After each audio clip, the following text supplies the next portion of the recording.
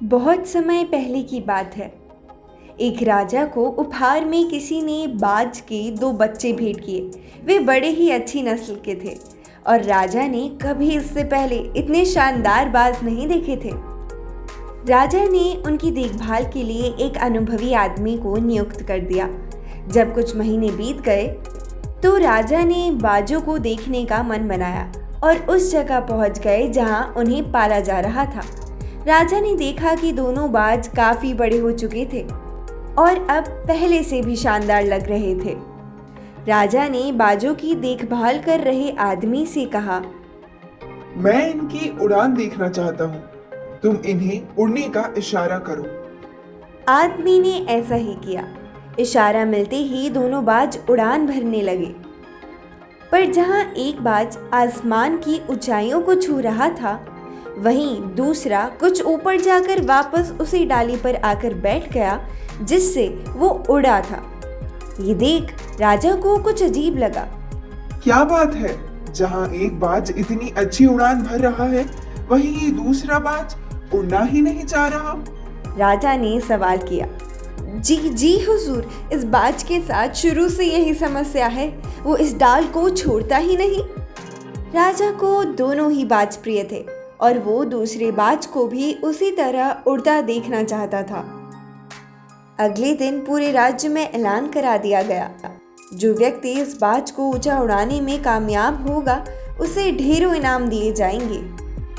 फिर क्या था, एक से एक विद्वान आए और बाज को उड़ाने का प्रयास करने लगे, पर हफ्तों बीत जाने के बाद भी बाज का वही हाल था।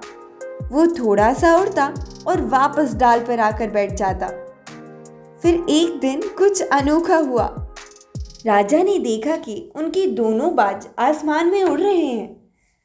उन्हें अपनी आंखों पर यकीन नहीं हुआ और उन्होंने तुरंत उस व्यक्ति का पता लगाने को कहा जिसने कारनामा कर दिखाया था। वह व्यक्ति एक किसान था। अगले दिन वह दरबार में हाजिर हुआ। उसे इनाम में स्वर्ण मुद्राएं भेंट करने के बाद राजा ने कहा, मैं तुमसे बहुत प्रसन्न हूँ। बस तुम इतना बताओ कि जो काम बड़े बड़े विद्वान नहीं कर पाए, वो तुमने कैसे कर दिखाया? मालिक, मैं तो एक साधारण सा किसान हूँ।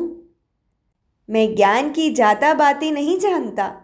मैंने तो बस वो डाल काट दी जिस पर बैठने का बाज आदी हो चुका था, और जब वो डाल ही नहीं रही तो वो भी अपने साथी के साथ ऊपर उड़ने लगा।